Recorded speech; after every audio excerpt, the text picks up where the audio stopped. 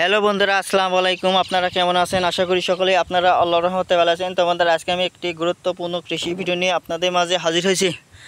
তো বন্ধুরা, এই ভিডিওটি দেখে আপনারা বুঝতে পারছেন এই ভিডিওটি আমি কী নিয়ে আলোচনা করব। তো বন্ধুরা, যারা চিনেননি তাদের সাথে পরিচয় করে দিই। এটি হচ্ছে দেশীয় জাতের মরিচ গাছ। তো বন্ধুরা, মরিচের কিন্তু বিভিন্ন ধরনের জাত রয়েছে। তো বন্ধুরা, দেশীয় জাতীয় মরিচ আছে, হাইব্রিড জাতীয় এবং কি আরও বিভিন্ন ধরনের জাতের মরিচ গাছ রয়েছে।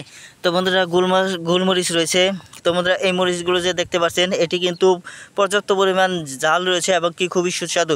তো বন্ধুরা, তরকারির মধ্যে যদি আপনারা এই মরিচগুলো ব্যবহার করতে পারেন তাহলে দেখবেন যে তরকারিকে খুবই সুস্বাদু করতে অনেক বড় ভূমিকা পালন করে থাকে। তো বন্ধুরা, এই মরিচগুলো আপনারা কি এই নিয়মে চাষাবাদ করবেন বা কোথায় চাষাবাদ করবেন আমি সমস্ত কিছু বিবরণী আপনাদেরকে বলে দেব।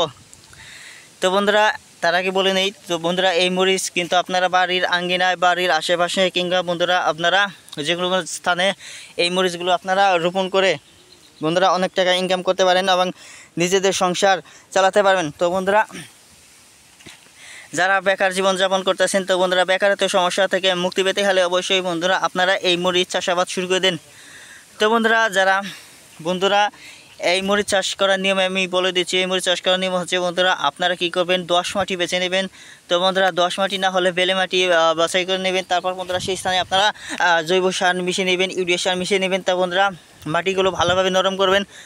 বন্ধুরা, মাটি নরম শেষ হলে বন্ধুরা আপনারা কী করবেন, তারপর বন্ধুরা আপনারা মরিচের চারা রোপণ করবেন, ভালো জাতের মরিচের চারা রোপণ করবেন। তারপর দেখতে পাবেন বন্ধুরা আপনাদের জমিতে অনেক মরিচের ফলন দেখা দেবে। বন্ধুরা, আপনারা সেই মরিচ বিক্রি করে আপনারা বাজারে অনেক টাকা বিক্রি করে তারপর নিজেদের সংসার চালাতে পারবেন। বন্ধুরা, ধন্যবাদ আপনাদেরকে।